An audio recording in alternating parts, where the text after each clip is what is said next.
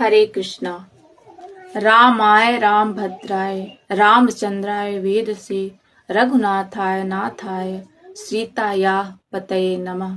मैं अनुराधा सहचरी जी श्री धाम वृंदावन से आपको सूचित कर रही हूँ कि आपके ग्राम में श्री श्री 108 शिव परिवार प्राण प्रतिष्ठा महोत्सव का आयोजन किया गया है। ग्राम दिघरी, कुम्हार टोली, थाना सूरजगढ़ा, जिला लखीसराय, बिहार में, जिसके आयोजक हैं रवीश कुमार सचिव जी एवं शिव मंदिर समिति दिघरी।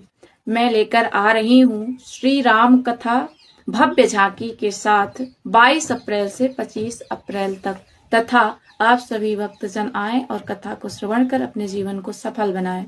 जय श्री राधे, जय श्री कृष्णा, हरे कृष्णा।